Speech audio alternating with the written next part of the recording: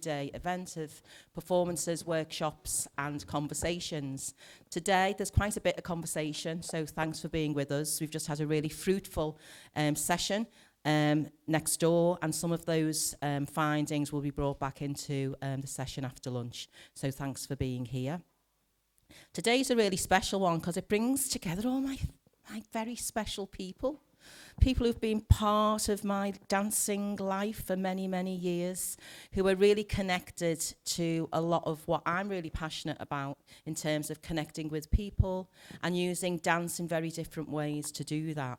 I've worked with Maxine Brown, who's leading this session for us for many, many years. Atalia has come through the organisation that I used to work with, MDI, setting up her own organisation, Movement, then moving forward now into her own independent practice.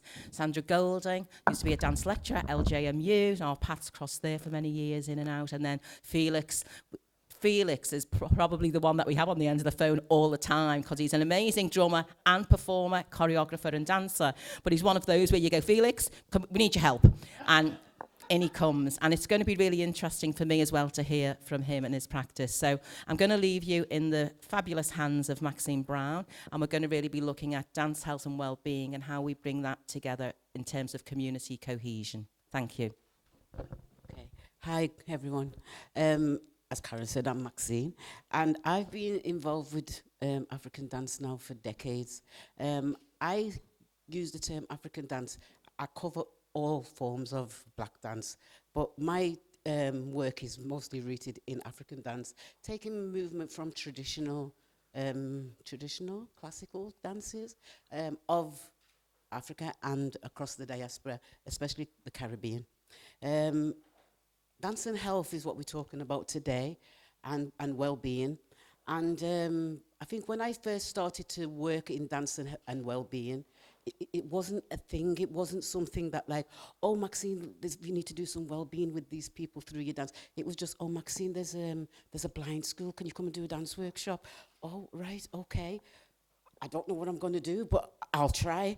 And it continued, oh, can you come? We have people with disabilities and they're in wheelchairs. There was no term for it. There was nothing called dance and health, dance and well. It was just, can you come and dance, do something with, oh gosh, I do African dance. How am I actually going to do this with people in wheelchairs?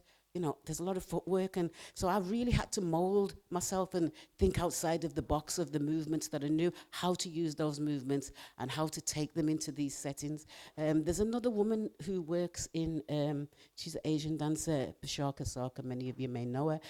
We always used to meet up in different places and we were like, don't know what we're doing, but we'll be all right. We'll be all right. So over a period of over 30 years, we have develop what is, I suppose, known as dance and health and dance and well-being. So I've actually just written something, because otherwise I'll just talk and go off and it'll take me 2 hours to come back to the point. So I've just written something, so I'll read for you. Oh, yes, okay. African dance, with its rich blend of rhythmic movement and cultural expression, plays a significant role in promoting well-being for individuals and communities. Rooted in tradition, African dance emphasizes authentic movement, which taps into both physical vitality and emotional expression.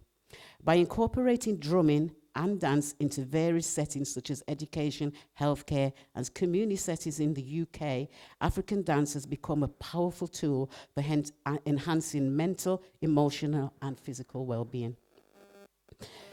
In traditional African settings, dance and drumming are more than artistic performances.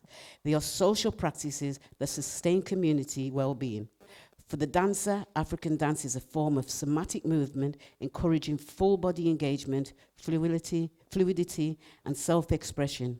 It allows dancers to connect deeply with their bodies and emotions, enhancing both their mental and physical health.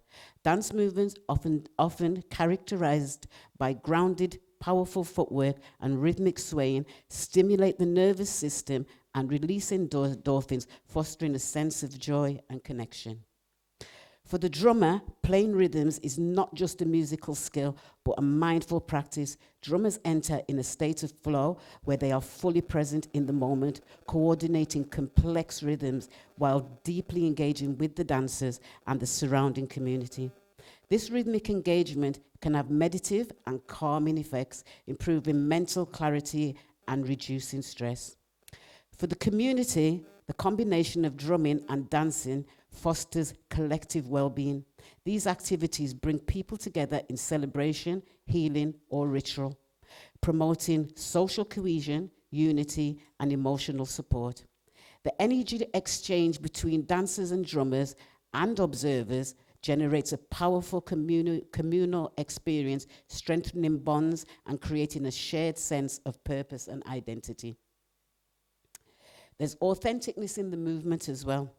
So African dance embodies authentic movement where the body moves naturally, intuitively, guided by rhythms and emotion. This style of dance is inherently somatic. It connects the mind, body, and spirit, encouraging participants to explore their feelings through motion. In somatic practice, the dancer is not only performing steps, but also tuning into sensations and energy within the body. This awareness leads to heightened physical and emotional balance, improving flexibility, body awareness, and mental clarity. The rhythmic patterns and grounded nature of African dance encourages embodiment where individuals feel fully present in their body. This type of movement practice has been shown to have therapeutic benefits as it releases stored tension and allows for emotional expression, which is essential for mental and emotional well-being. The impact of African dance on well-being in the UK, so I'm just going to talk a bit about that. Yeah. So thank you. In the UK, African dance has been introduced as a powerful tool for promoting well-being, especially in diverse and multicultural, so-called multicultural communities. Whether in schools, universities, community centers, or well-being spaces, African dance helps individuals from all backgrounds reconnect with their bodies, express emotion, and relieve stress. I talk about stress a lot because we're a very stressed society. People talk about it all the time. In education, from early years through to universities, African dance is increasingly used to promote health and cultural awareness. In younger children, dance helps with coordination, motor skills, and creative expression. For older students, it brings discipline, confidence, and a deep understanding of cultural diversity. By integrating dance into the curriculum, students benefit from an active learning environment that emphasizes movement, creativity, and community building. In healthcare settings, African dance is also finding a home in places like hospitals, care homes, and even doctors' waiting rooms, because these are the type of places that I have and do still work in. Doctors' waiting rooms. Dance workshops in these settings provide a way for patients, the elderly, and caregivers to reconnect with their bodies and emotions. African dance is in healthcare improves mental health, mobility, and emotional well-being. In hospitals, for instance, dance can be therapeutic intervention to reduce anxiety, pain, and depression in patients. In care homes, it helps residents improve coordination, maintenance, flexibility, and experience a sense of joy and community. In community spaces and wellness spaces, it places focus on mental and physical health, such as in wellness centers and community groups. African dance has become a vital tool for stress relief and emotional expression. The rhythmic movement helps participants release stress, while the communal aspects brings on social bonds and provides a space for connection. Introducing African dance into the UK education system also offers numerous benefits for students at all levels. In early years, for younger children, African dance can be used as a playful and educational tool to improve motor skills, balance, and rhythm. It also encourages cultural understanding from an early age, fostering appreciation for diversity in the globalized world. Schools and universities and at higher education levels, African dance encourages self-expression, discipline, and teamwork. It has also been used to teach broader subjects like history, geography, and social studies, allowing students to explore culture and heritage through embodied learning. African dance workshops in schools and universities also promote well-being and again stress reduction, which I'm going into universities a lot, and they're talking about that, especially since COVID, that the high levels of stress that their students are going through, and that's because of some of them missing so much time out of it during that time. Anyway, stress reduction and social cohesion. And working in non-traditional spaces as well. The practice of African dance is in non-traditional spaces, such as waiting rooms and care homes, has been innovated in enhancing well-being. Bringing dance to these spaces helps reduce anxiety and impatience while waiting for medical appointments. For care home residents, it can counteract isolation and encourage gentle physical movement that improves circulation, joint flexibility, and overall mood change. In these settings, African dance is not only a form of physical exercise, but also a form of social therapy that promotes a positive outlook, resilience, and emotional healing. By integrating African dance into various sectors of society in the UK, such as education and healthcare, it has become a transformative practice that nurtures both individuals and collective well-being. This dance form, rooted in tradition and rhythm, transcends cultural boundaries, offering physical health benefits, emotional release, and a deep sense of community connection. Whether in schools, hospitals, or care home, African dance continues to shape a holistic approach to well-being, fostering healthcare, cultural appreciation, and social unity. Thank you.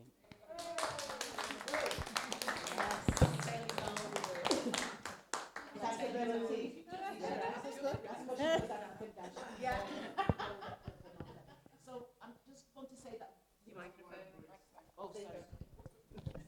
that many of us have been holding this space for a very, very long time, and as we've developed the work, we're continuing to develop this work. So alongside this work, I use this work, and I've worked a lot in the last few years, especially with people with dementia. And it brings for me, it's about the joy also that it brings to people.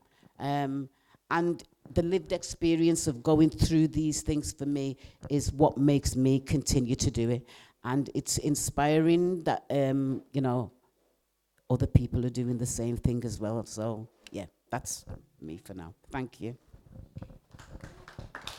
Thank you, Maxine. Take it, yeah? Okay. That was so inspirational. Thanks, Maxine. And also, I think I did my first African dance class with you.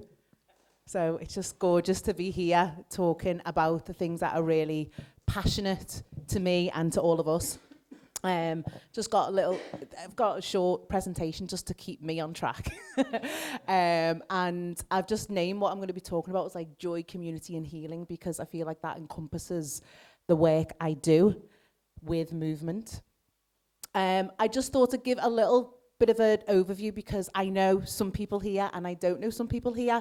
Just a very short introduction to who I am.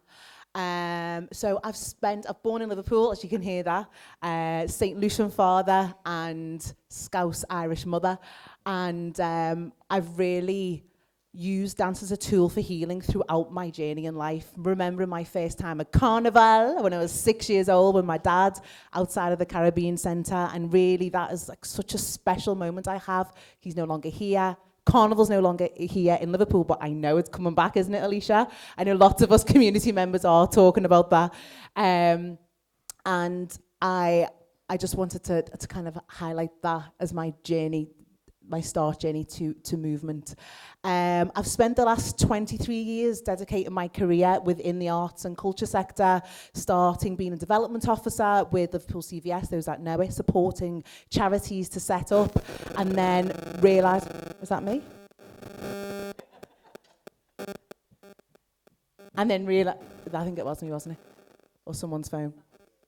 And then realising that being behind a desk was far too still for what I wanted to do. So after losing my father, it made, I think, and I'm talking about that because it really resonates with the work I do in terms of how we deal with trauma in our lives and what we do with that. And that trauma pushed me into studying dance and starting that new journey at 28. And I haven't really looked back since, even though it hasn't been easy, but it's been joyful as well as challenging. I went to the Lamone School of Dance in New York, which is an amazing opportunity because when I started dance, I was always, because I think being an older student, it was, I wanted to know everything. And I was like, where's the black dance? You know, tell me more. I was given Pale Primus, that was about it. I was like, I want more than that. So when I went to New York, it was incredible because I got to meet a family, and there's still a family now, of people from the Caribbean diaspora, and we created a piece of dance that explored carnival called Rigga-Diggy Dim Da Bamba Day, and it was Rupture Calypso, and that was an incredible opportunity for me to perform with my other Caribbean sisters, and then bring that back to Liverpool when I returned. Karen mentioned I co-founded Movama, meaning to move in St. Lucian Patois, having 14 years there and really focused on how dance can reach communities to break down stereotypes around how we look, how we move, and also to bring healing and to bring people together, because I'm going to talk a little bit more about, you know, what is community to you. You know, we're probably part of many different communities. Yeah, now I'm really focused on what I've seen since 2020 is this focus on black female healing. Not only, but that's been a huge part of my work. I hope you're going to stick around for the rest of today because some of the women are going to be performing today as part of a performance called Powerful Gal, which looks at what it means to be a diverse black woman in Liverpool, and they've created this with my guidance. Yeah, so I'm going to go over there and press the other button. Oh, thank you. Thanks, lots of help. This is community. Is that better? Here? Yeah, all right. Is that okay, everyone? Good, all right, thank you. Yeah, I'm shining bright. I just mentioned there as well that from that transition of my moving away from being part of an organisation, being a freelancer, I'm now an ADHD coach. Again, I think it really aligns with that healing focus and how to create spaces where people can can be seen and can allow themselves to express themselves how they wish. So I'm going to move on. So yeah, the power of movement. So within these spaces, I just love all what Maxine was talking about with that, you know, that somatic connection that African dance naturally has. When I look at African dance and culture, I'm looking at it from a contemporary perspective because unfortunately I haven't yet been to Africa. I've been to Brazil, I've been to St. Lucia, I've been to all different places, and I know I'm going to get there. But I feel like my perspective of African dance is from a contemporary perspective because that's who I am. So it took me a long time to say that because I think when you're in that, you want to feel like you are doing right, you're saying the right thing, you are given the right, you're honouring the form. But, you know, with being more self-aware myself on my journey, I'm able to articulate what it is I'm doing clearly, hopefully, so that I can utilise the amazing richness of African dance and culture and drumming and song and all of that. Maxine's mentioned some of these about releasing emotional trauma, building stronger community bonds, reducing stress and anxiety. See, there's commonality there, isn't there? And connecting our histories and to each other.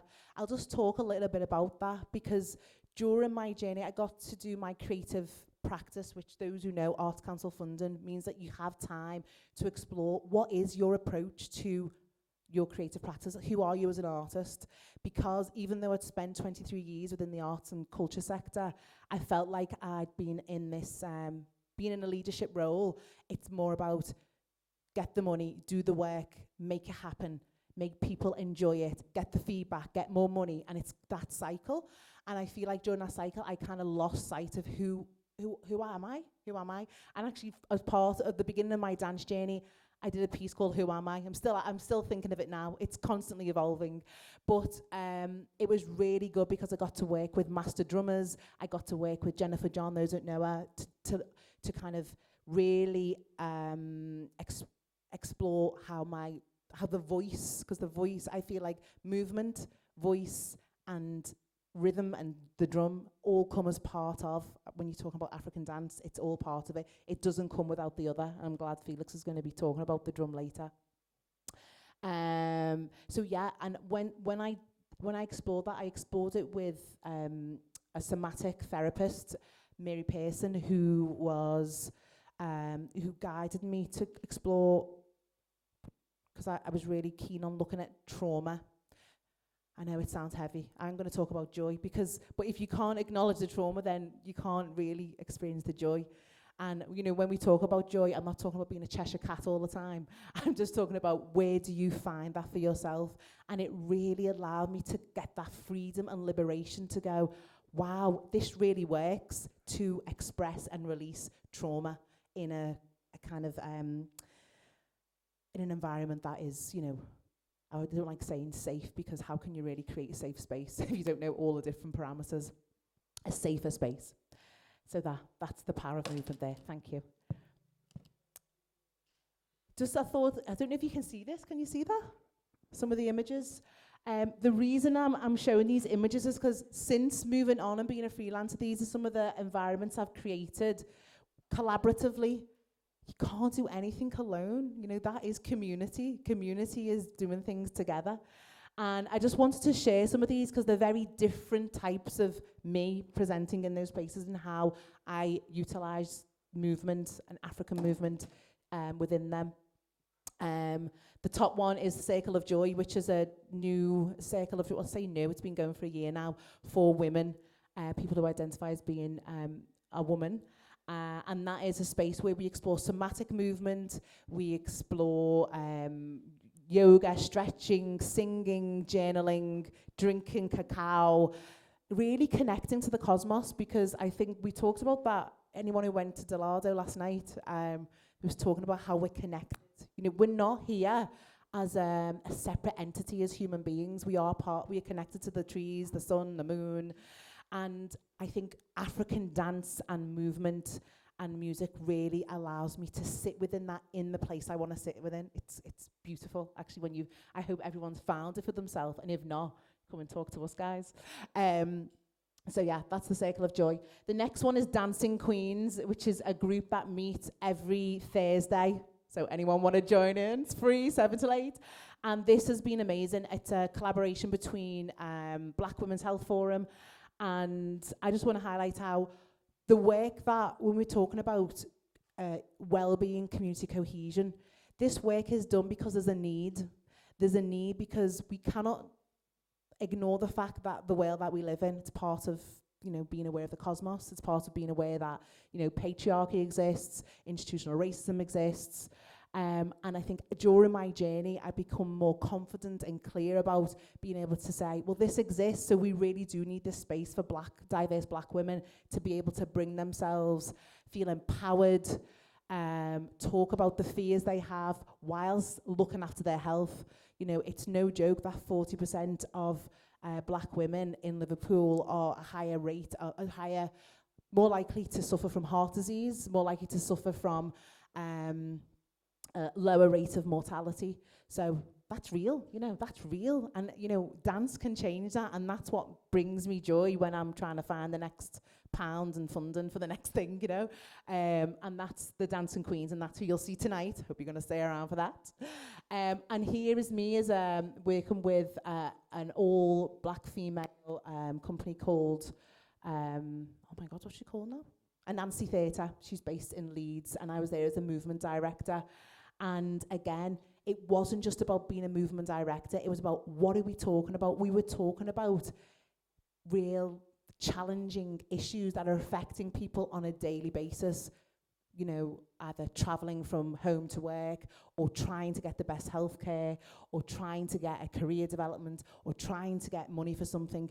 And so part of what I do is about bringing that in holistically. It's not just about the movement. The movement is the way to get us in a space where we're all invited to accept an invitation of moving together, and then we can then progress. It's not about, we all don't move the same.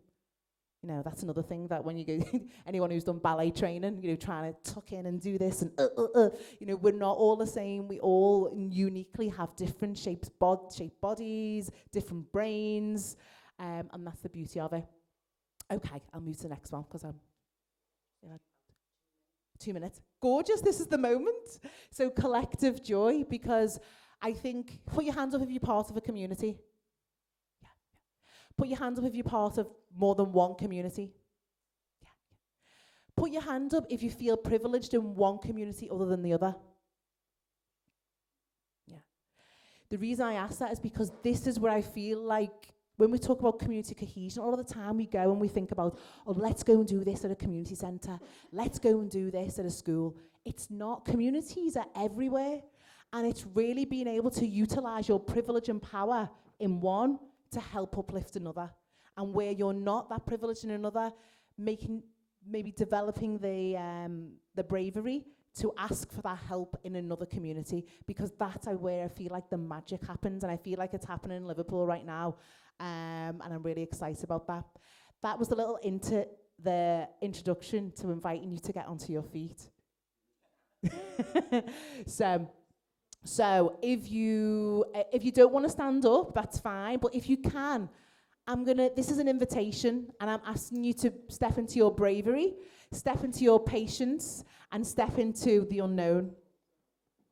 Go on, go on, go on, go on, go on. All right. No, it's fine. It's fine. All right, so you can all hear me up, Mike. Yes. I know you're fair. I don't need it. Now, if you are standing, if you wouldn't mind, just coming a bit closer. I've got like percent. So if you're on the second row, can you just come here? On the ground. So it's like, should we try and remove hierarchical levels as much as possible? There you go. I know. I'm getting to feel a bit of dreaming. Over the mic? Yeah. All right. All right. We're finishing this bit now. Can we just leave that little bit of streaming? Yeah. Yeah. Right, I'm gonna invite you. There's a song that it's gorgeous. I went on the walk with Maxine and she just blew me away with more information about Liverpool and dance. And it was amazing. The song is Oh Yeah Narimbo. I think some of you know it.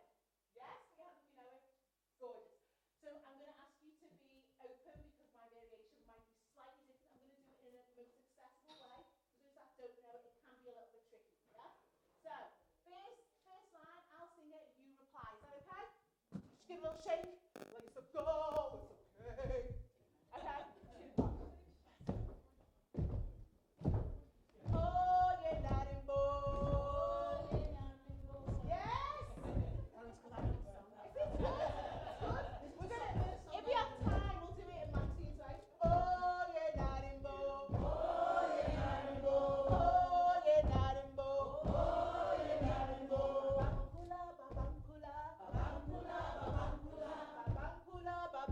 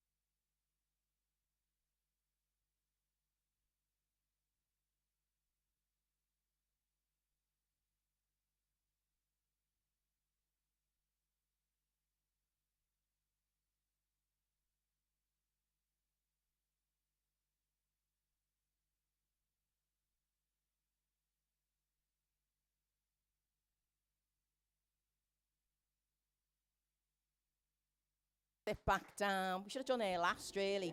That means we're running late for you. You've gathered that, yeah. Okay. Let's keep going. Thank you, and thank you for... Before I pass on to Sandra, I just wanted to say that just reflect for yourself, how did that feel? And the reason I wanted to do that is just to know that your energy ripples out. Whatever you felt, I felt a powerful community. I may not have ever met you today, and we may never not meet again. But it's like, acknowledge how your energy and your joy and your presence ripples out to people that you may not even know, and it ripples further out. I just want to reflect on that. If you do want to stay in touch, I don't know if you can read that, but come and chat to me, because I'd love to keep on these type of conversations and do more of this type of work. Thank you so much.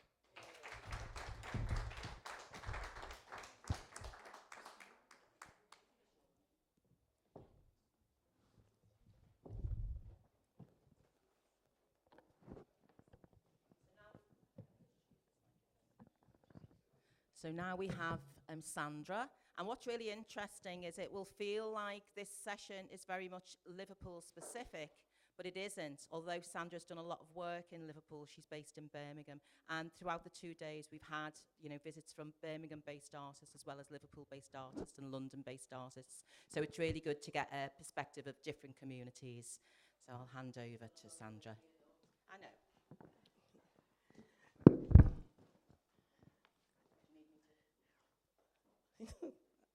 I'm okay. I think I'll press that.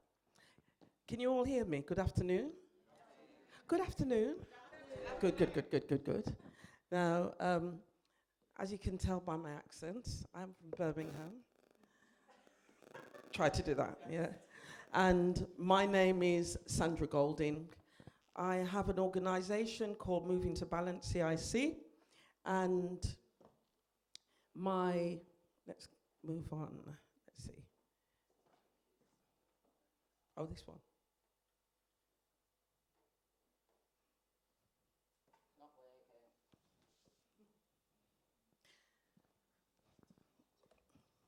Sorry, apologies. It's frozen. It's frozen. One. Okay, as I go on.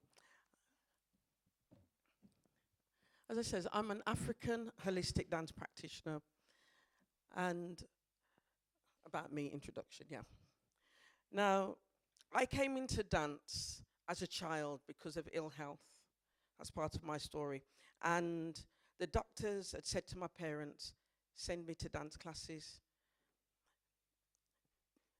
And I had problems with my chest, breathing, and I wasn't looked after by the childminder.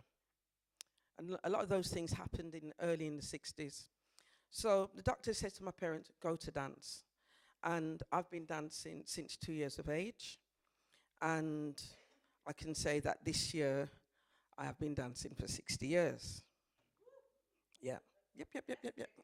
Yep. Yeah, big woman at dance, yeah. Yeah, so I've been dancing for 60 years, and I'm not ashamed to say so. So through my career, I did ballet, I did tap, we did creative movement as a child. And even as young as a child, early on, they said, well, you've got to be a seed, you've got to be a snake or an animal. And all of these things and the way in which we move as children are somatic. Moving on, I became principal. I joined Kakuma Dance Theatre Company. And there's a photo of me out there in your exhibition. And I joined Kakuma at 18 years of age and got interested into African dance. I'd been teaching ballet at the time. My dance teacher died. And I set up a ballet class at the Handsworth Cultural Centre, giving you a bit of history. And one day I heard drums and I went upstairs, looked through the windows, and I saw these people doing all these movements and amazing. And I was there trying to do my thing behind the window. And I was attracted to the drums. I went in an audition, and at 18, I got involved in African dance. So I had my African dance, and I had my ballet, and my jazz, and my contemporary, and always having that balance. I went to London, I trained, I came back, rejoined Kakuma, and we performed nationally, internationally. Some years later, it's a long story, but I try to cut it short, because I've got loads of slides. We'd been involved with the other black dance companies and organisations around the country. I met Maxine, we had Delado, we had Ekome. In Birmingham, in the Midlands, there were 12 dance groups within the Midlands. And so it was there in the community, the drum sounded out. Young people had the opportunity to move and discover themselves. And I like to say sometimes because of politics, these things shut down, and they only ended up with one company, which was Kakuma Dance Theatre Company, which I became principal dancer. I left the company, and I met Maxine one day on Wheeler Street. This is a place in Birmingham.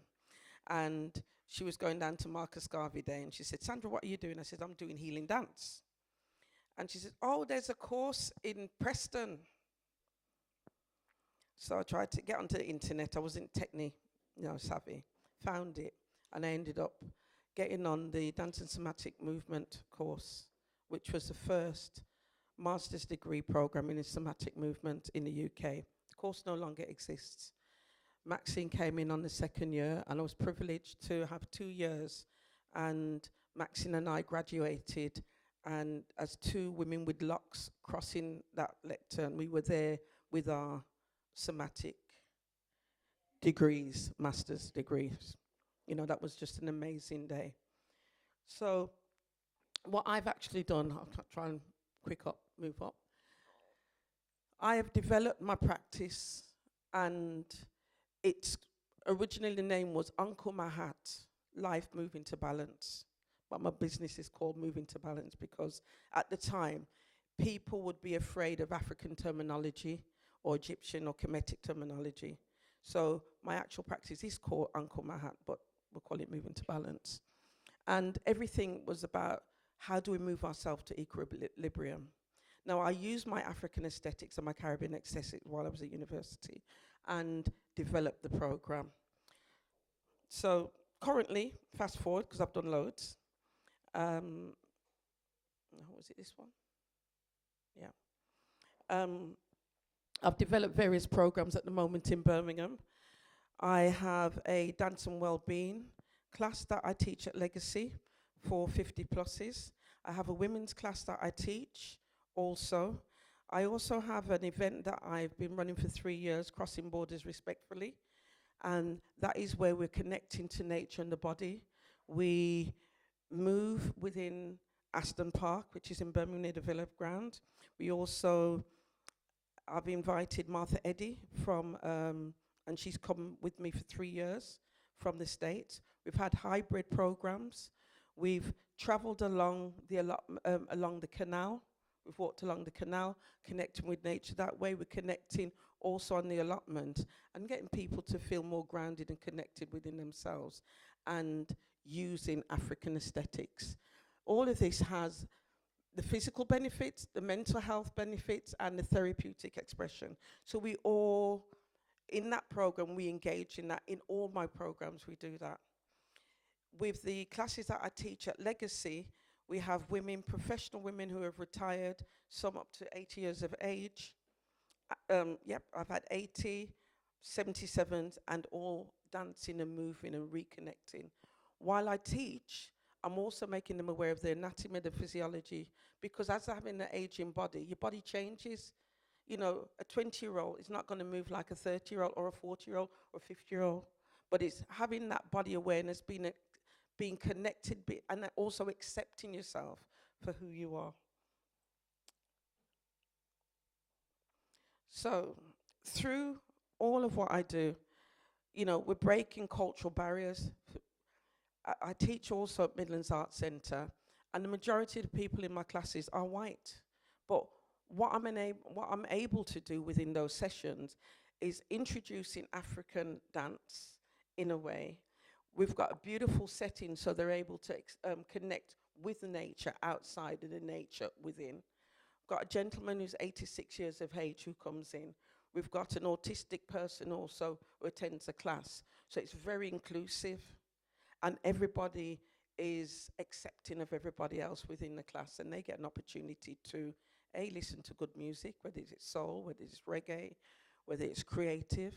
Got one gentleman, and how the class has evolved, he brings his violin in. So sometimes he's playing his violin along with choral music, and another lady, she brought her drum in. So we're having that co-creative process happening at the same time. So here, again, it's a shared cultural learning, and within that, long-term bonds. With classes at Legacy, we've been going for 2 years. On average, we have 15 to 20 people coming every week. It changes. But then what's happening, it's more than a dance class. You talk about well-being. People are building and having long-term friendships. When Dance Theatre Jamaica came earlier this year, I had a coach of 49-seater coach travel from Birmingham to Leicester to see Dance Theatre of Jamaica. Now, technically, they should have been in Birmingham, but because of the isms, dare I say, that happens, you know, when it comes to African dance, I should not technically have to bring anybody to have what is deemed as a cultural necessity to another city. But I did, and they thoroughly enjoyed themselves. I'm moving through this. So I've got community connections, got connections also in Africa. Kwashi, I was privileged to go to Ghana last year, and I had the opportunity to teach at the University of Ghana. The acting head of the department at the time came over this year, and he engaged with my Crossing Borders. And the one thing that he said, which was really beautiful about my practice, he said that what you've actually doing, you're bringing African and Caribbean culture connected with the African culture and spirituality. Now that is something that we're not necessarily doing or maybe connecting with, but that is also part of the body, mind, spirit connection. So all of this is a foundation for healthier communities. You know, giving permission, creating spaces, cultural spaces, and giving people permission to dance, to move. Whether taking a movement out of a class. I mean, I had my father's funeral on Wednesday, and some of the ladies from the class came to support me.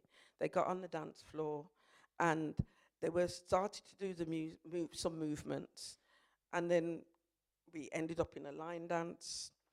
Then everybody was jumping in, and everybody was moving and bogling and mixing up the African movement. So that's what we do. So in that way, people are connecting with their cultural heritage through the movement.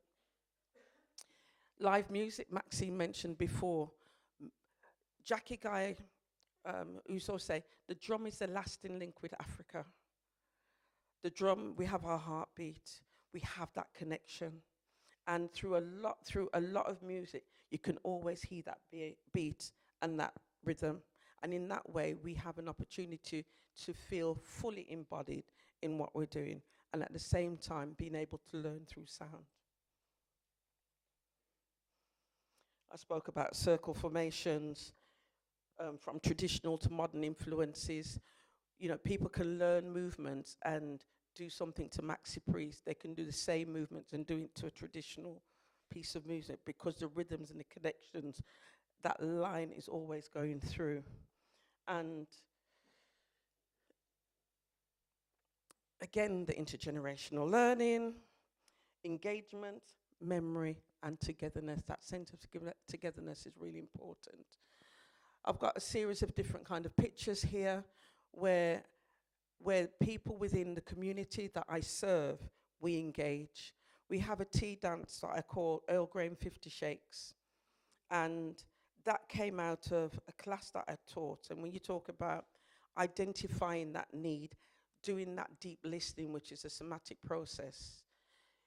It's really listening to what people want. And all it came out of that, people wanted to go somewhere to dance. And I walked around Birmingham City Centre and everything had stairs. And I'm thinking, people with arthritis, they wouldn't be able to get up the stairs. There weren't lifts. So I had to find something on the ground level, which we did. And what ended up happening is that we had a DJ, we had food, like a dinner and dance in a day. And people said to me, it wouldn't work. And I said, well, why not? But then if you think historically, and we're going back to, in terms of history, on the plantation, the enslaved people were only let out at the weekend. On a Friday and a Saturday and Sunday, they could do that.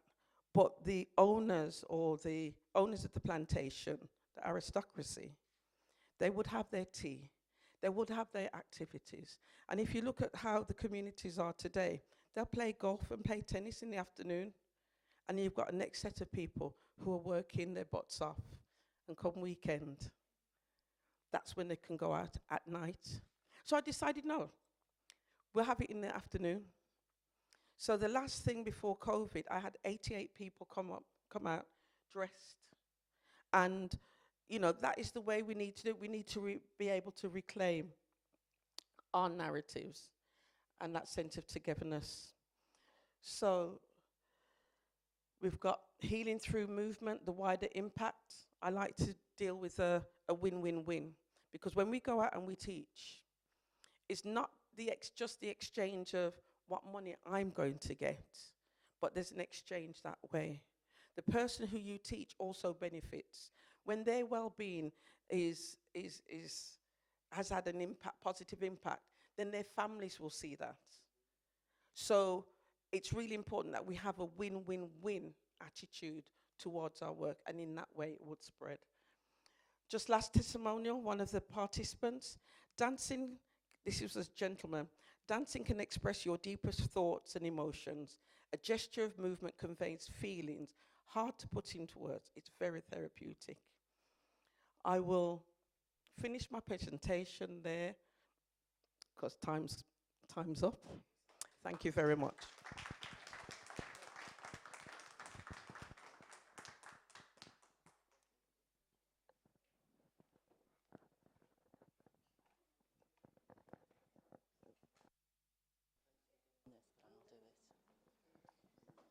Okay, so we're running a little bit late. I do apologise for that, because our Maxine didn't keep time. But I'll carry on. I'll carry on and just, sort it out. But she's not very well. She isn't very well. So we've just got one more presentation on this area of wellbeing and cohesion coming from Felix. And we'll just have a literal shake break. We really should have put Italia at the end so we could have had a good shake, because then we'll be moving forward. Is he? Fabulous. Because then we'll be moving on to another panel discussion, and then it's lunch and some performance. Thank you very much. Felix. Thank you very much. I'll try and make this very short. I'll make it faster. Well, we'll do our thing. Anyway, my name is Felix Ologboshere. I'm a dancer. I say I'm a total artist. I dance, I sing. Don't count me on the singing very well. But I dance, I sing, I act, and I drum. So I've got some people with me. I've got James and Ajide. So this experience, I want to make it a kind of participative experience, okay? Before I start, we're just going to listen to something. We're just going to listen to a particular rhythm. Because what I'm talking today is about the importance of drum to the dancer. Okay? So let's have some rhythm.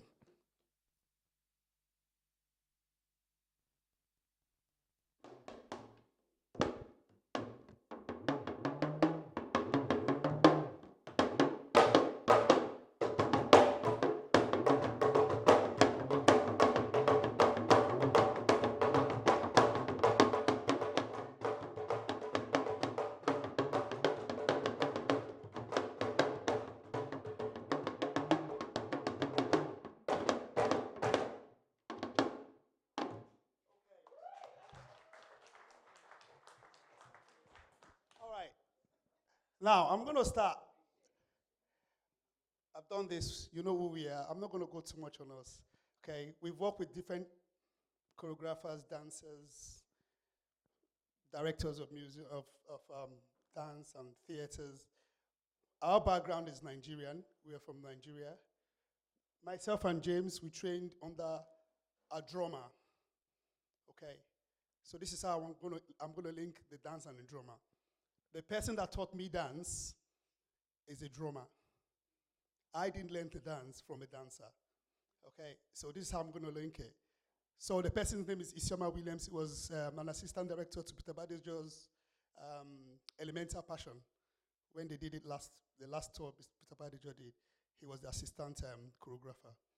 So we trained in Lagos, and the group is called Gong Beat.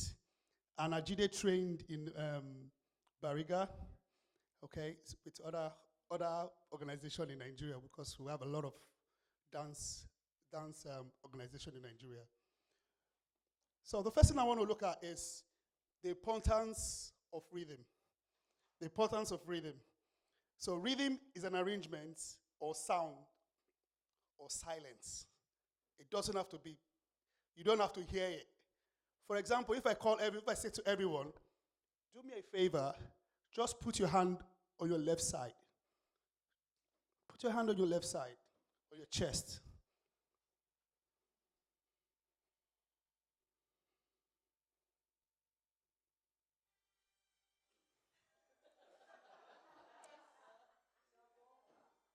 Okay. What sound can you hear? What sound can you feel? What's not that sound? What sound can you feel, or what sound can you hear? A beat. And how many is the beat? Is it 1 beat or 2 beat or 3 beat or 4 beat? Is it 1, 2? Somebody said 3 beats. 3 beats? Okay. Something is wrong if it's 3 beats. Okay. All right. It's a beat. It's a beat, okay? That can be classed as 1 beat. Okay? So sometimes when we're talking about rhythm in African dance, yeah, it's more like a constant thing. It's a constant thing, and it can be like a tick-tock, tick-tock, tick-tock. Then we can build from there. And don't forget, most African or African traditional drums, beats, they are polyrhythmic. So like what we've just seen now, he is playing the dudu drum. That drum is classed as a talking drum. The drum talks. Why this other drum that I played is a stutterer, is a stammerer. How do you say it in English? When you have a stammer, so that drum stammers. This drum can say everything that drum is saying, but it will take time to say it. Okay? If we had time, I would have showed you some example. All right. But this drum is associated to the Shango King. Why this drum is associated to the community, everybody in the community. But this one, because the Shango King likes this drum. What I mean Shango King is the king of thunder and lightning. Okay? So when he's dancing, because he's a fierce man, and he stammers a lot. When he's talking, because he's so passionate when he's talking, he stammers a lot. So this is a representation of his drum. And whenever you're dancing, when you're doing this, you have to use the characterization of the Thunder King. The person in the UK that uses that technique very well is Uncle Peter Badejo. Everything Uncle Peter Badejo does is the bata drum. Okay? Okay, let's go on. The constant flow of sound relating to timing, which creates a sense of melody and coordination. The pattern occasionally can be on time or out of time. It can be in beat or out of beat. So African rhythm doesn't have to go. You can follow this beat, then you can follow something else. Or you can follow something else.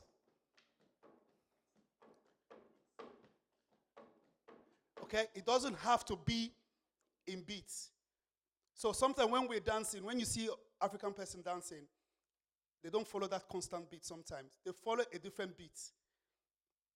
They might go on this beat, dovetail to the other beat, dovetail to the other beat, while the dance is going on. Okay? So I said the rhythm is the backbone of the African dance. It influences the way the dance performance is perceived. Okay? For example, if I say to James or Ajide, play me a war.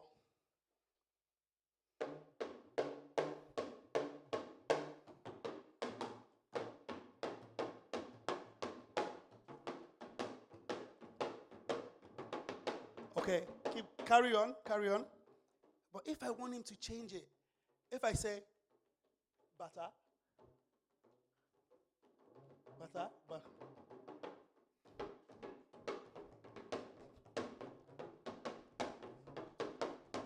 Say, thank you very much. So it influences the way you see the performance, okay?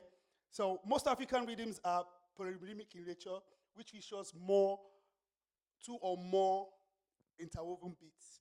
I've said that before. So let me just keep moving. And the summary right there, the rhythm in African traditional dance serves as a medium of communication, expression, and cultural preservation. Now, these drummers there can actually speak to me when I'm dancing. So if I'm dancing, if they say, oh, I want you to shake your hand, and I'll do that. Say, I want you to move your leg. I'll do that, okay? So I don't want to go into it. That's what they actually lead the dance, okay? What is the cultural significance of rhythm? It helps the dancer, I said that before. It helps defines the dance to the dancers or the performance. It also serves as a timing for the dancers. So without the drum, the dancers haven't got no timing.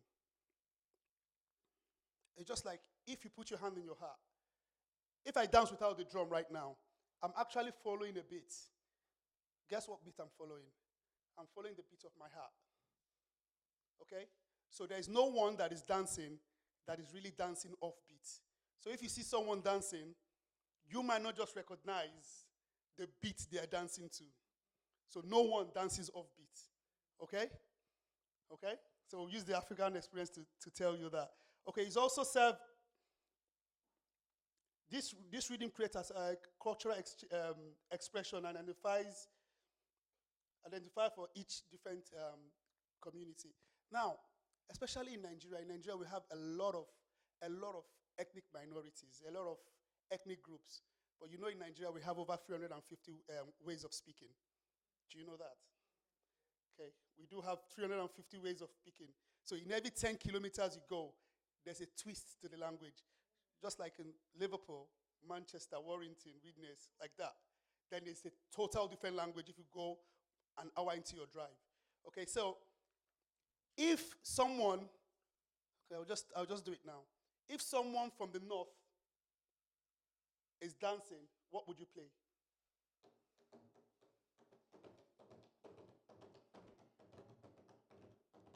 Okay, thank you. So, someone from the north of Nigeria, someone from the south of Nigeria, any south. That's it, exactly. Which of the south?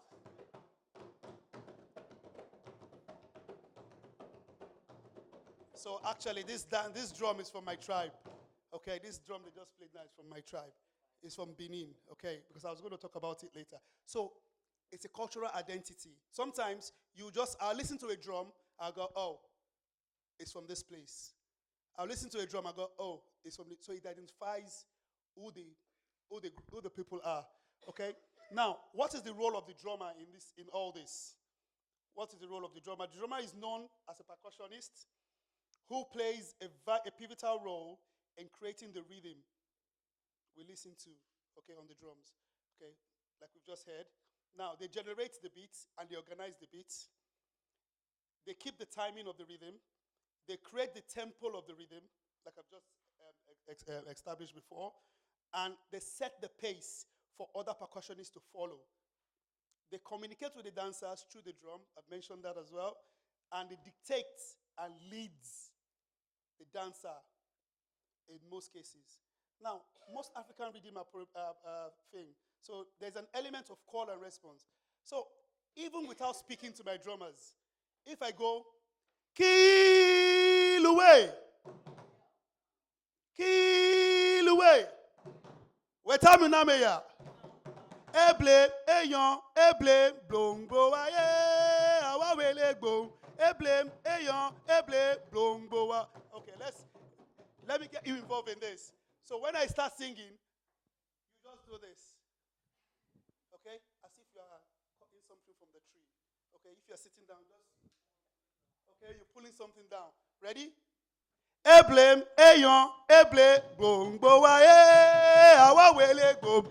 Eblem, eyon, eble, gbongbo wa wala. Awawele gbongbo wa e, awawele gbongbo wa wala. Awawele gbongbo wa e. Okay, thank you very much. So now, that's the dancer leading the call and response. But the drummer also can lead the call and response as well. Okay? The drummer can decide, let's see, lead the call and response. Ao! Ao! Bantele ungbe sochiyawe. Bantele so he's telling me what to say. So if I'm in the middle of a dance there, and he goes, whatever I'm doing, I have to respond. I have to respond. So there's always an interplay between the drummer and the dancer. So what is the role of the dancer? Okay, in African dance, a dancer's role is complex and is firmly rooted in the social, cultural traditions and the collective expressions. Okay, so for cultural expression, social connection, ritual and ceremony, spiritual connection, education and preservation, and artistic expression. Now, I also use the word skill at the end of my artistic expression. I put skill there. Now, for the cultural expressions, the dancer conveys the story, the history, tells the story of the people. Now, when I started dancing, I was born in Lagos. Now, I can do so many African dance, but it's not in the region where I was born. So what we have to do is we have to travel. We want to know the background of that dance. For me to showcase that dance, so if I'm Benin, if I see someone doing a Benin dance, I want to criticize that dance. I want to go, where did you get that dance from? Or if you're singing that song, I want to know you're pronouncing every syllables right. So for what we do is we go to the people, we live with the people, learn the dance. Like there was a time we went to Ghana, to Odehe Cultural Center, an exchange program, where we learned Fume dance. So for us in Nigeria, we were the only person, our group was the only, Gong Beat was the only person doing Fume. And anytime any Ghanaians hear us singing Fume dance, they'll be like, where did you get that from? Where did you get it? And you're singing it properly. But now, so many other groups in Nigeria have Fume. But when you hear them sing it, you just cringe. You're like, who taught you that? Oh, you just listen to us. You should come, go for training, get grounded in it, ask for the right words. You know what I mean? So that's the role of the dancer. So they preserve the history, the social culture. They bring people together. As you know, African dance is a social dance sometimes. Sometimes we could just break out like right now. If I start singing now, and there's so many African people here, like we are, we'll just break out. It's a process for us to meet and rejoice and dance. Okay? Now, this is also important, the ritual part of it and the ceremonial part of it. Above all things, dance or the dancer projects the ritual part of African dance. So sometimes when you see us dancing, sometimes it's not a social dance we dance. Sometimes we might be doing a spiritual dance from a particular tribe. Okay? Sometimes if you see us, we do like a masquerade dance called Eyo in Nigeria. But when we do it in Europe, we water it down because sometimes people don't get the cultural significance. But if it was in Lagos or Nigeria, when they see that masquerade, everybody goes hiding. everybody goes hiding. Okay, so for us, if as a performer as Felix, I would like to project the authentic part of that dance. So it's ritualistic as well. African dance is ritualistic. Okay, it can serve as a means of passage as well.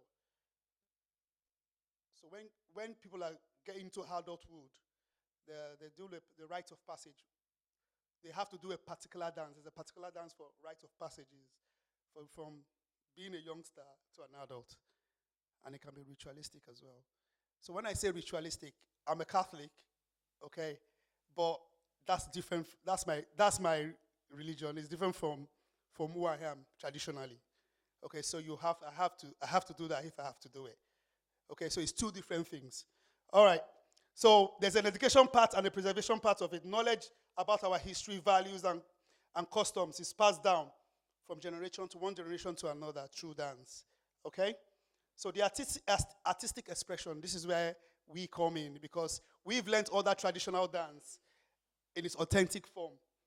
And sometimes we do contemporary dance, and we'll try and merge it into contemporary dance. Like what you'll be seeing James doing this afternoon. James will be merging African dance into contemporary form through improvisation. So you'll be seeing that today. So what is the connection between the drummer and the dancer? Okay, yeah, that's the end.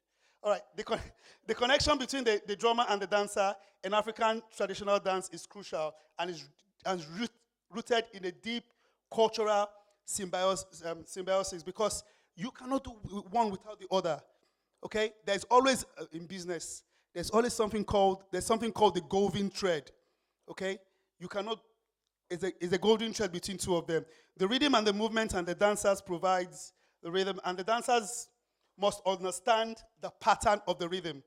Okay, the energy exchange, because they also exchange energy between each other. I've mentioned the call and response element, and training and traditions. So for me and James and Ajide, I will not know what they're talking about, if I don't train with them, if I don't practice with them. If you don't train, you will not understand it. If you don't go to the people and learn that thing, you will not understand. No matter where you see it, you will not understand it. So there's always a training element of it. And also, there's also an improvisation part of it. You might learn all those things, then you can then put your own style in it. You can then put your own style in it, and you make it more contemporary. So in conclusion, the interdependent link between the drummer and the dancer in African traditional dance amplifies the performance and the total impact. Their partnership reflects the energy and the cultural diversity of their community, in addition to showcasing their particular talent. So I would say this marriage, it's a marriage. It's a marriage of dialogue. That's how we end this presentation. So the African dance and the drama is a marriage of dialogue. Thank you very much.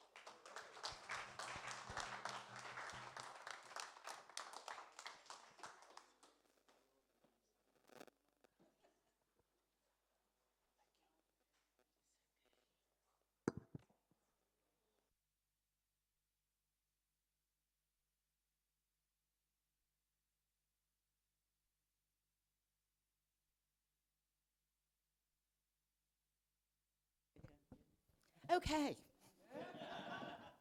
Thank you all for the presentations, ladies and gents. And the reason we put this together was very much about how are we connecting with the community through the forms that we work in the city, and how we're using dance in different ways, how we're also partnering different types of organisations to create the work that we do in the communities.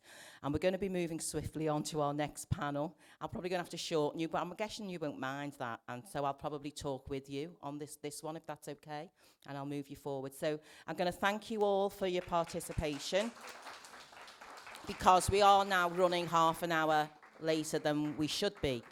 So we'll just speed up a little bit. So this next presentation, I'm really delighted actually that I've got a couple of presenters who are really going to talk to how we... So we're really going to talk to how do we develop partnerships and how do we work with the... Come and sit with us. I'll put you into a context, don't worry.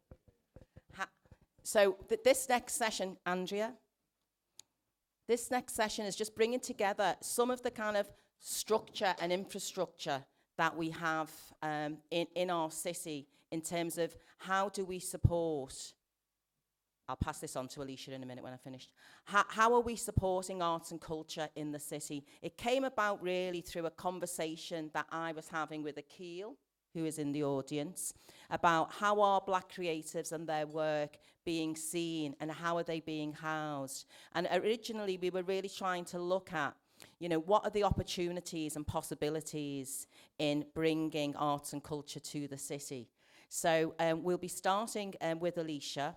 So Alicia Smith is the divisional manager for, it's a really long one, but it's arts, heritage, libraries, culture. You name it, she's doing it for Culture Liverpool at the city. She does amazing work and she's been really investing in culture. She is, and I'd say she's not an ex-dancer, that's the wrong thing, because we're always continuing to dance. But she came into my life through dance. And probably a bit of alcohol in Germany. I think that was the setting that we had when we first met. And so you know, we've kind of, our careers have kind of touched base and crossed over and developed over the years. And I really wanted her to talk about the work that's happening in the city and how creators can get involved in that. Then I asked Morris, I was looking to get examples of how creatives are working in traditional institutions that we might not perceive to be our key supporters in a way because of the work that Morris is doing with Boisterous Theatre Company. And then I've asked Andrea to come in and just talk a little bit about the vision that she has for the Blackie, the space that we're in. Those of you who have maybe had an opportunity to have a look at the space, you can see there's real potential of working in it in very different ways in the different spaces that we have. And just so that you know, Akil, we are running over. We're trying to catch up time, so you might be a little bit later when it comes to you, but that's okay. We'll save the best. No, we're not cutting into lunch. We still have lunch. We still have lunch, and we'll still have a performance after this. So I'm going to hand over to... Thank you. Exactly. So I'm going to hand over to Alicia. Thank you very much. Thanks, Karen. So it's really interesting what we've just heard then, because obviously I'm talking about infrastructure and how Culture Liverpool deliver their work really in our guidelines to that, and health and well-being and community cohesion are very much part of that really. I'm going to do what Maxine did, and I'm going to keep to my script so to talk through it really. But I also want to just say, yeah, it was that word joy is just joy, just listening to today, and that drum, and how I really miss it. And I'm going to have to start doing African dance again, because it's just joyous. And you know, the pictures up there, I worked with Sakoba, I worked with Peter Badagio, and it's just the most joyous work to do, and just listen to everyone's just been amazing. So I'm just going to be a bit boring now, because this is what I do. Okay, so Culture Liverpool came out of Liverpool, taking its well-earned place from European Capital Culture in 2008. We all around in here know that we've always been a capital of culture, but that kind of really confirmed that Liverpool is. And since the interception and following the delivery of the most successful European capital of culture to date, the vision and ambition of Culture Liverpool continues to grow and thrive. Today we build on a UNESCO City of Music status and a world-class reputation using arts, music and events as a driving force behind regeneration of our city by championing culture on a local, national and international offer. So how Culture Liverpool works hasn't really changed since 2008. We continue to work collaborative with our partners and provide an infrastructure and a mechanism to support and engage with the cultural sector in all forms. I lead the arts, heritage, libraries and participation. It's a long one. I do everything basically for culture.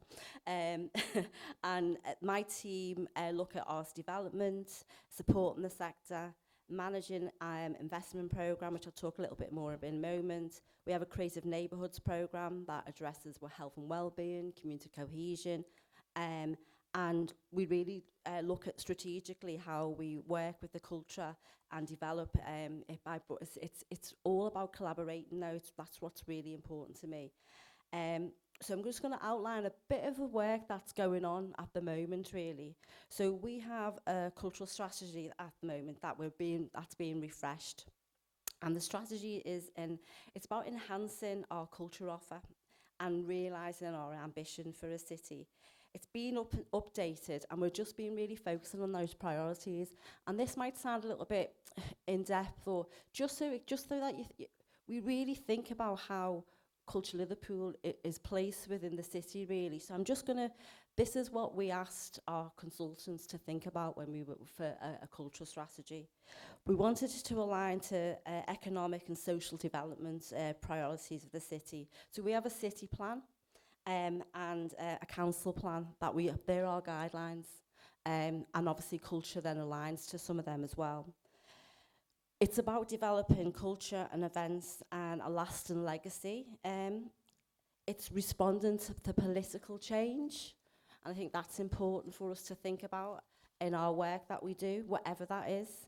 It's about future changes, it's looking at threats, it's looking at policies, it's reviewing the potential of other resources that we can actually tap into to maximise our impact.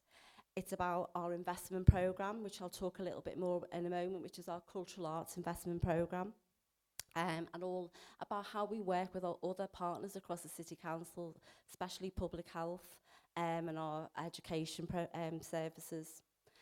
It's looking at the data and using that data for us to be able to actually explore and argue the case for culture on a constant basis. It's about positioning us and keeping us on that global map, which is really important for us. It's about a city region as well. And also just future horizon, what's going on out there, how can we tap into it? We've just heard some fantastic examples of work. And then one of the other considerations is that obviously our strategy is a refresh, and it's a refresh because the last one, we ended up in lockdown and we were ready with a strategy, and we quickly rethought that. Instead of actually saying, well, we're not going to do one, we did a strategy. We didn't know what the world's going to be like, but we wanted to make sure that our cultural sector knew that Culture Liverpool City Council still believed in culture, and whatever the world was going to be like, we were still going to do that. But obviously, you know, there's been a whole load of things that make our refresh, and we think about that. We've gone through quite a lot of things: COVID, Brexit, the cost of living, you know, digital transformation, accessibility and inclusivity is really important for us. So it's about how we build on all of that and we work on that, really. You know, the economy is key, and kind of the impact that arts and culture does have on all everything that we do. We've just talked about health and well-being. That's key to our strategy and the work that we do. And also, you know, we can't ignore those big hitters, the climate change and the environment. That's key to us as well. There are loads of strategies across the City Council, and we're looking at how we dovetail within them. Community cohesion, there's a 5-year plan around all of that. We talked about community. What does community mean across our neighbourhoods? There's a neighbourhood model. We are a UNESCO City of Music. We've got a fantastic film office. So there's a whole load of stuff, and I know again, and if you're interested in this stuff, we come on the theme 7 Liverpool together for the most exciting city, and that's kind of where we fit into all of this. So we're here to talk about dance, really. So how do we work with arts, culture and dance? Well, we reach out to a multidisciplinary approach that celebrates the diversity, and I think that's important, really, the diversity of a city. It's about storytelling, making the communities visible and celebrating and putting spotlight on a fantastic city. Since 2008, we've had an investment programme, which I've just talked about, that cultural arts investment programme. It's gone down in its budget, but we enable and support 27 cultural organisations, and that ranges from theatre, arts, visual arts, and festivals as well. And it's my job to fight for that and champion that when there's cuts galore within the city council all the time, and we're there. Culture Liverpool is still there, and that's really important for us to be able to address that. And over the last 2 years, we've been able to have a conversation with the dance sector, because Merseyside Dance Initiative was one of our dance portfolios as part of CAPE, and obviously we all know the history and what happened with all of that kind of thing. But all these 27 arts organisations focus around our cultural strategy and align to that. And so anybody who applies for stuff needs to apply within all of those kind of things. But the last 2 years, I think we've just seen, I feel, an energy in our dance collective, which I think is just fantastic. And I talk about collaboration. We enable and we support the work that happens across the city. So we've been able to support through financial help through our UK SPF Shared Prosperity Fund. So I discover little pots of money and create other programmes, because that's the only way that we can do it, really. So we've been able to support the Leap Dance Festival. And then with some of that money, we were enabled to commission some of those dance artists to actually perform in the Leap Dance Festival, which I think has been fantastic. We look at marketing and also funding kind of other future dance things. And we've also funded a dance research piece, which I've just had the draft copy of, so hopefully that will be coming out and be published at some point. David Watson has actually done that piece of work. And it's about making sure dance stays on the agenda, and we energise that. I think we're enabling and supporting that. My job is to work strategically with our funders as well, Arts Council, Heritage Lottery, whatever that is. But also, we know for our dance sector has had a real hard time lately around, funding for dance. And I'm just trying to make sure that we can keep that on the agenda as we move forward, really. We've been able to support Black History Month as well, and that's enabled, it started with COOL, which is our cultural organisations of Liverpool. They came to us and they wanted to support. Again, I found a bit of money so that we could commission some new artists and create a bigger network around that. It's now the city's Black History Month, which is fantastic, and it gives us an opportunity still to be able to seed a little bit of seed funding sometimes, but also have that bigger dialogue with our cultural sector to be able to say what's out there, how can we make sure this is a joined up approach, really, and spot that spotlight, because Black History is everywhere, every day, but let's put the spotlight in that October. I need to say that I think from me and from my colleagues, we're an open door, really. We're honest. If we haven't got any money, we'll tell you, but we'll also support you, and we'll signpost you where we can on lots of different things that we do. We've been asked in and invited into lots of other communities, and so COOL, LARC, Liverpool Arts Regeneration Consortium, now the LCR Creative. So we're there as kind of advisors. When there's information to put across, we do. We join the dots where we can to keep that conversation going as well. We work with Liverpool City Region. And then also 24 Hope Street, we've been working with them, and I think it's just been a fantastic initiative to see what MDI did, to actually also to keep dance on that agenda and keep that community together, which has been great. I'm going to end, though, by saying that strong infrastructure and policy, which is in place, enables the sector to thrive. That's why we see the resurrection of LEAP, because it's built on good foundations and passion. Now it's led by Paul Doyle and the dance community. The same with 24 Hope Street. They see the importance of having dance community who share the work and explore creative and importance of having space to come together and to have a voice, which is really important. There's an opportunity for us all to play a role in strengthening this further. Artists, policymakers, funders and venues, the Blackie, I've just talked about, that's where I found my dance, you know, in here with Sakoba. I ended up touring with them, Peter Basaggio, all the other artists in there. You know, this was the heart of my community. This is where I started to dance. And more venues need to really take that risk. And it is a risk, because look at it here. You know, this should be full. And so, but it's a starting point. And together, we can make sure that we can develop an audience, and there's a hunger for it, because there is.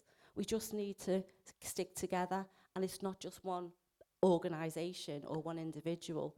It's a collaboration, and that's really important for us to do. So we just need to build on this work and work together and keep collaborating. Thank you. Okay, I think I'm going to pass on to Morris. Hi, my name is Morris Bestman. I'm a writer from the city. Just a quick question. How many people in the room have seen an all-black show on a Liverpool stage, theatre-wise? One, two. Great. How many people have seen an all-black show from home-based, from Liverpool actors and cast? Yeah, just a couple. So that was the case in, I think, back end of the 90s in the last century. So myself, Miriam Musa, David Okoro, Lisa Edison and Jerome Massett got Liverpool's first black theatre company together, Nayusi, and we put performances on stage. We went to the Everyman. We said, we've got a theatre company, we want to do some work. We've got a play, can we stick it on your stage? And Kevin Fearon at the time, he said, yeah, okay, get it on the stage. We did.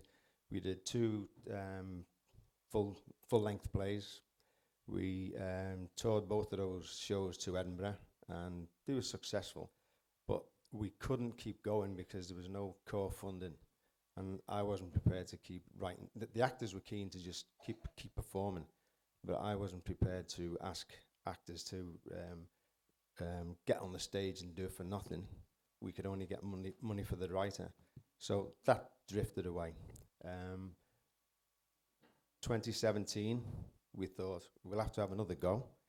So myself and Miriam Musa, Miriam was then working at the Royal Court, and she's just walked in, right on cue.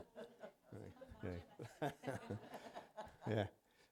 We had another go at it, and we formed a Boisterous Theatre Company. And again, we were funded by the Royal Court and the Arts Council, and we did Bouncers, which was a comedy show. And our idea was really to try and get an audience, because the Royal Court does lots of comedy shows. We thought, right, okay, we'll do a comedy show first, try and build an audience, and then we could go into the gloom that I like to do in terms of drama, and put Black Lives on the stage. But it's very, very difficult. It's still difficult to try and get a black theatre company on the stages of the theatres of Liverpool. Nathan Powell, who's now at the Everyman, I thought he was going to be here today. Yeah, Nathan had to cancel it.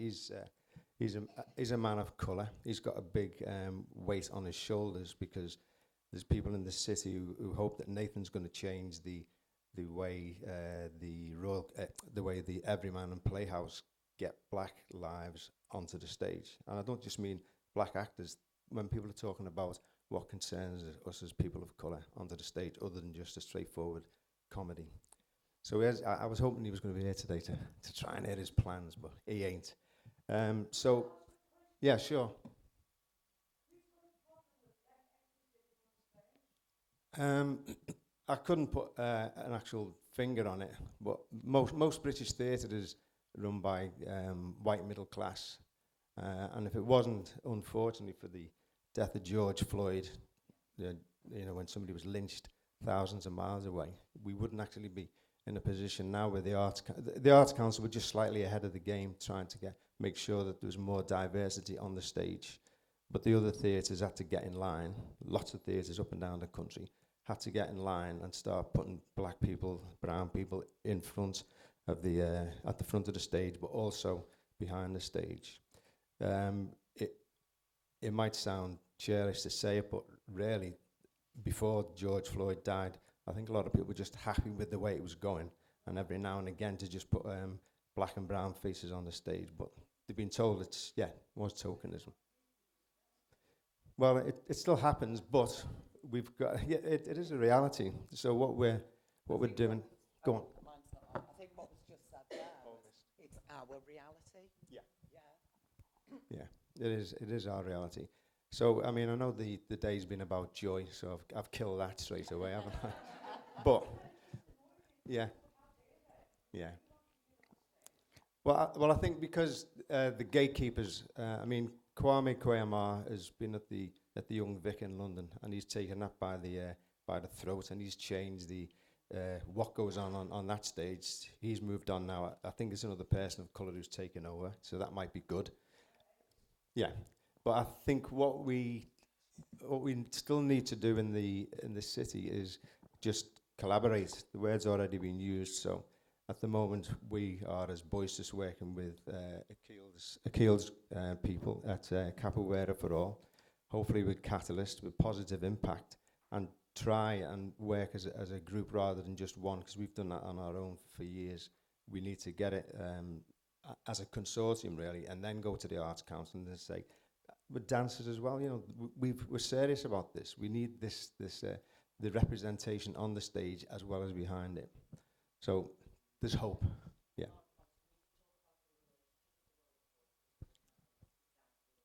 Oh, right, yeah, okay. So the Royal Court in 2017, again, they were thankfully ahead of George Floyd's murder. They'd already started an initiative to get black faces and a black theatre company inside the Royal Court. As I say, we did the one performance. We've done other work with them. We've got a black mentoring scheme which we did start at the Royal Court as well. So they have been good and they have been supportive, but we just think we need to do a bit more. And if it means that we branch out somewhere like this, you know, maybe Boisterous needs another home. Somewhere like the Blackie might just be ideal. I don't know. I don't know what the Unity are doing about their output of drama on their stages. And as yet, until Nathan makes an announcement, we don't know what the Everyman are doing. So.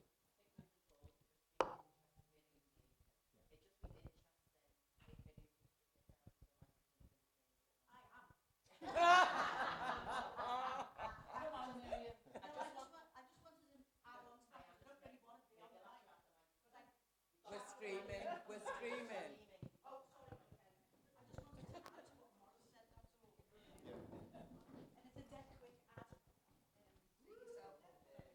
No, I don't need to be up there. I just wanted to add to what Maurice said. The thing about, working with the Royal Court or working with other theatres, I just personally feel it's about time we did it for ourselves and not always rely on a theatre or the funding that they get. I think because realistically, that's our funding at the end of the day. You know, it's public money and we're entitled to it as people of colour. So, you know, it's great that the Royal Court did give us that space and, you know, the room to rehearse, that built the set, did the whole thing. For us, what we got out of that was, yes, our audience will come out and see us. Yes, we can do comedy as well as, you know, sometimes people expect us to go, hey, we're black and we're proud. Yes, we know, and we can do that, but we can do anything. Because as you say, Maurice, you don't put people of colour on the stage because they think we're in a box rather than those actors are actors. So yeah, for me it is, we need to just say, thanks very much, that was great. But now how do we do it for ourselves and work in collaboration with other global-led majority organisations who have been doing stuff for years, like Positive Impact. Catalyst is 40 years old. It was set up by a group of young black kids in the local community. So if it's 40 years old, why isn't it loud and shouting? And of course, Liverpool Hip Hop Fest. So those collaborating, we can make things happen, I think. But we will just need the backing of, in the first instance, of funding and Arts Council and the rest of the theatres, because we're going to want to put the stuff there as well. Yes.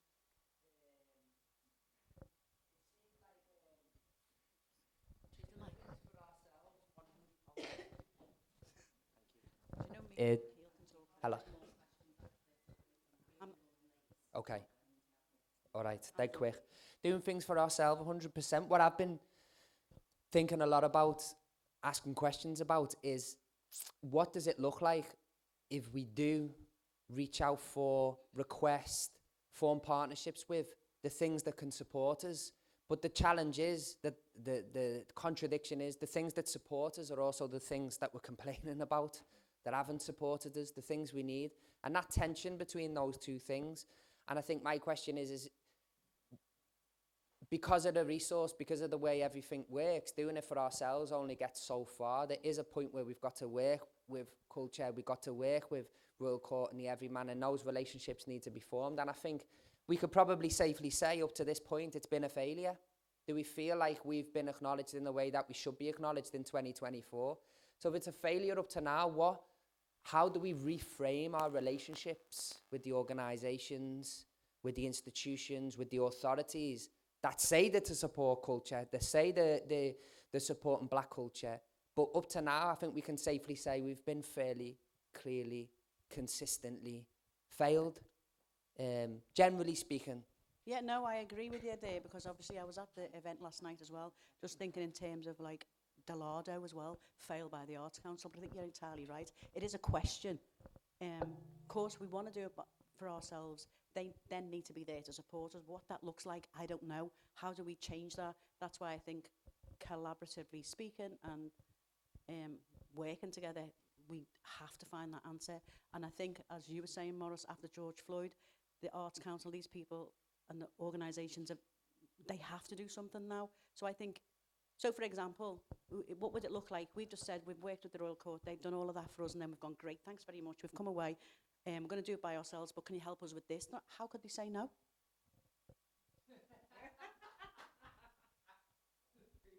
Well, I don't know. Okay, I'll just I am add so to that. I'm- The Blackie never says no. Well, I'm just sorry And about that's this. It's all why getting out I'm of here. hand. Andrea, Yeah, just but hold give on me a 1 minute. second. I know, I'll be bringing you back in a minute. I know. We do like to chat in Liverpool. We're really good at that. And we're really dying for some lunch. And over lunch, you'll be able to chat some more and maybe ask some of those questions and conversations that we can't always do in the main space, because we are really running over time. And when I was trying to put this programme together, Andrew was wanting lots and lots more stuff. And I kept saying to her, no, have less, because I'm genuinely telling you it will run over, even with a small programme. So I'm just going to briefly, unfortunately, Andrea, bring Andrea into the conversation for the Blackie, just so that she can talk a little bit about her new plans, you know, moving forward to support creatives in the city. Then we really are going to have to stop for a bit of lunch, because we've also got some performers in the room who need to set up to perform. Thank you very much. Sorry. Thanks, Karen. I have to say, it's been an absolute pleasure working with Karen. She's pulled this off in 8 weeks, and she's like a little dynamo every time. And she says no a lot to me. She's to be applauded.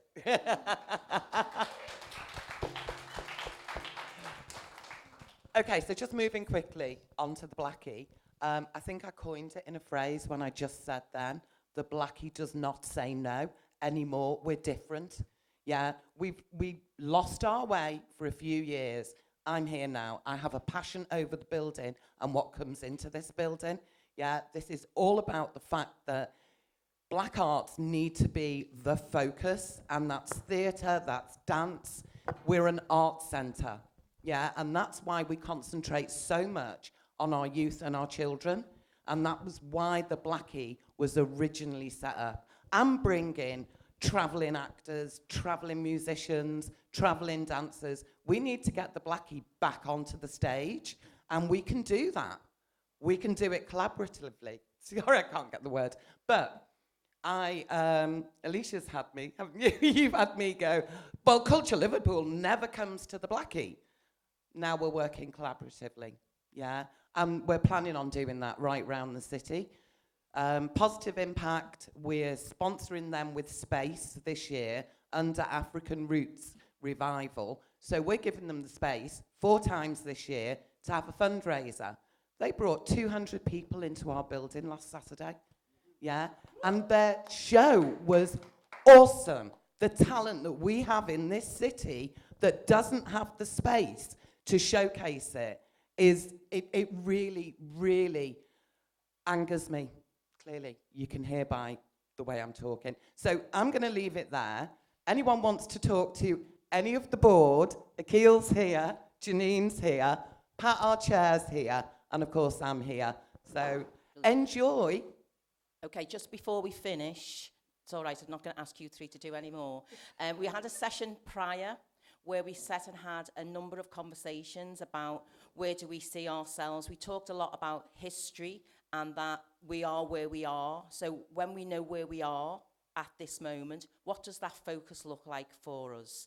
And Funmi, who led that session, has kindly drawn together some of those observations, and she's just going to share them for 2 minutes. We're looking at action, people, action. Yay! 2 minutes. Take the challenge. So we had a session this morning, and thanks to all the people that contributed, 3 things came out.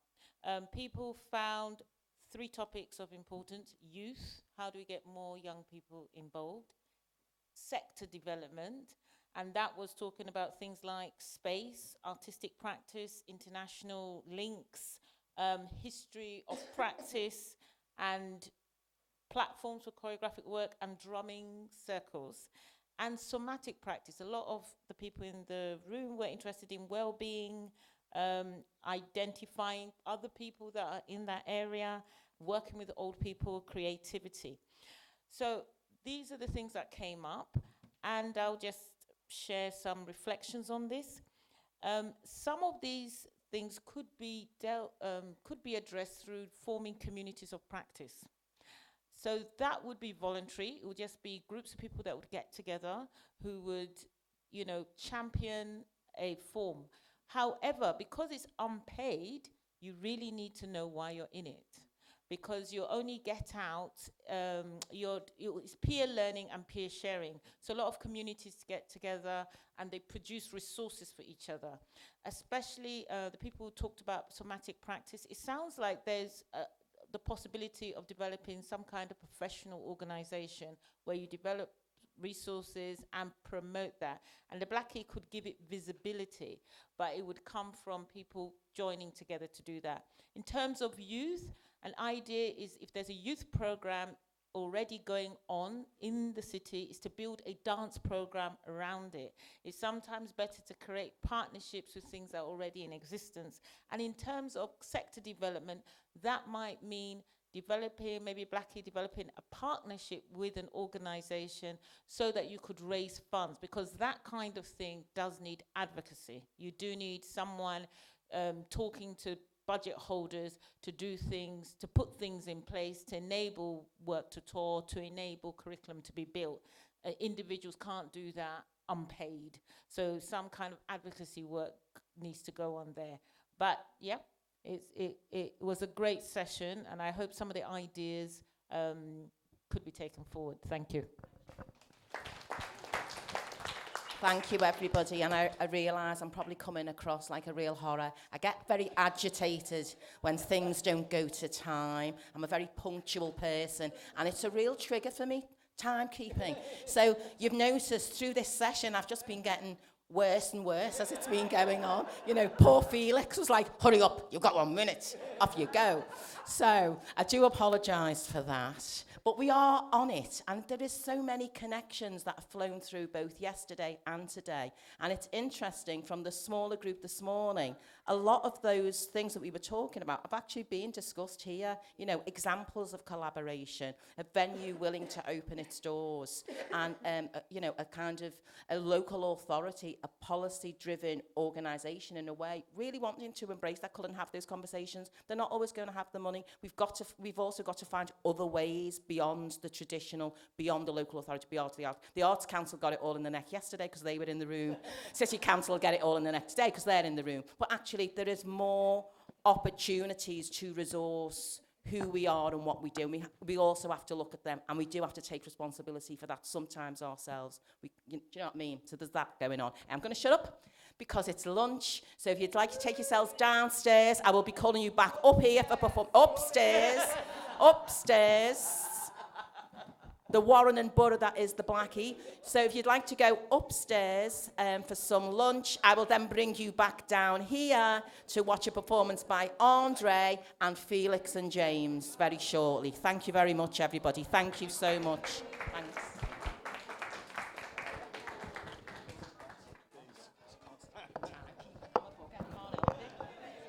Maxine's fault.